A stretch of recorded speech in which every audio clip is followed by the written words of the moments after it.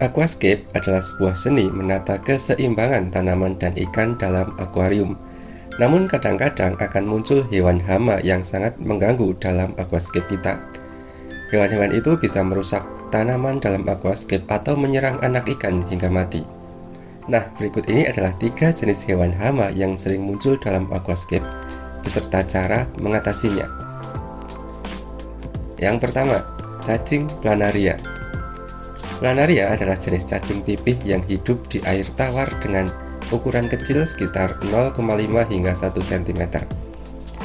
Cacing ini memiliki bentuk kepala seperti segitiga dengan 2 bintik kecil yang berfungsi sebagai mata.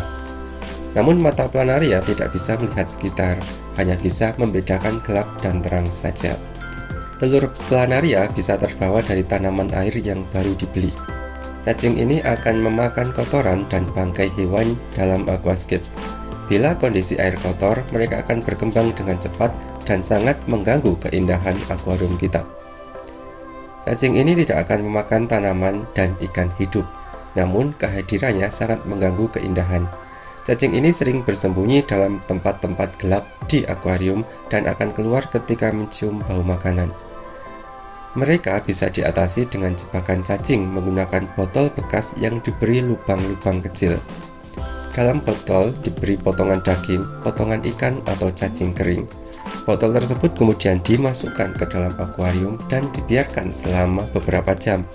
Setelah banyak planaria yang masuk, botol dapat diambil dan cacingnya dibuang. Yang kedua, keong sungai.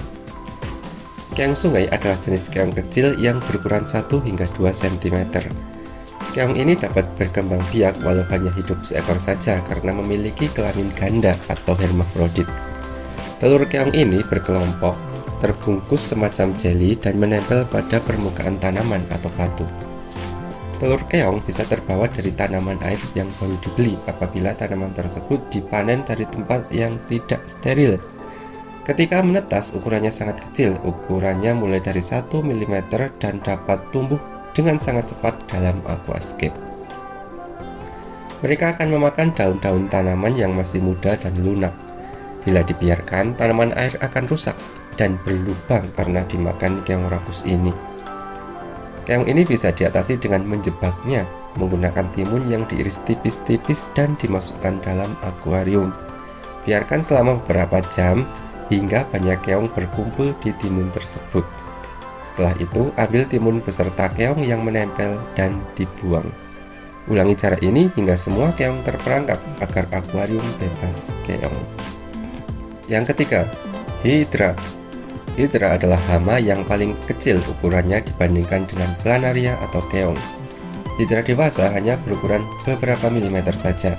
Hidra yang biasa muncul dalam aquascape adalah jenis Hydra viridissima yang berwarna hijau.